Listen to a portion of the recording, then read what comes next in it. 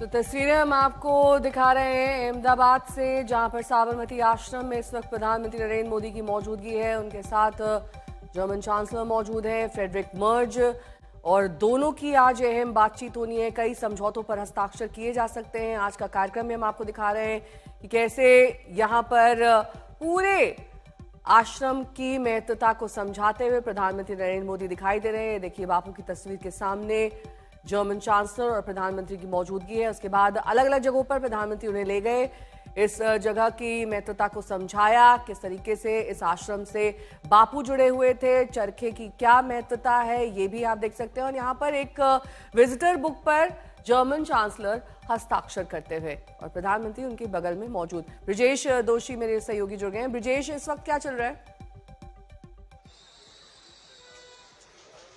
देखिए, दोनों नेता जो हैं, ये तस्वीरें कुछ क्षण पहले की है, क्योंकि दोनों नेता जो हैं अब साबरमती रिवर फ्रंट के लिए निकल चुके हैं, जहां पे जो है वो दोनों नेता जो हैं वहां पे अंतर्राष्ट्रीय पतंग महोत्सव का उद्घाटन करेंगे और वहां से फिर जो है महात्मा गांधी द्विपक्षीय बातचीत होगी। अभी जो तस्वीरें आ रही हैं वो साबरमती आश्रम की है, जहां पे कुछ क्षण पहले दोनों नेता मौजूद थे और वहां पे प्रधानमंत्री ने जो है हृदय कुंज में पूरी जानकारी दी किस तरह से ये आश्रम बना था और वहां की इतिहास को लेकर, और साथ ही अब जो नया उसका रीडेवलपमेंट पुनर्विकास योजना उसकी चल रही है उसके बारे में उनको जानकारी दी। साथ ही चरखे के जो दृश्य हमने देखे हैं वो हमेशा ये तस्वीरें हमें ऐसे देती हैं किस तरह से शांति का संदेश पूरे दुनिया में महात्मा गांधी ने फैलाया था और उन्होंने किस तरह से आजादी की लड़ाई लड़ी थी। वो जो संदेश था इसी आश्रम से, क्योंकि यहीं से वो नींव रखी गई थी जिसके आजादी की लड़ाई में जो है एक महत्वपूर्ण भूमिका इस आश्रम की रही है और वही चीजें प्रधानमंत्री ने उनको समझाई।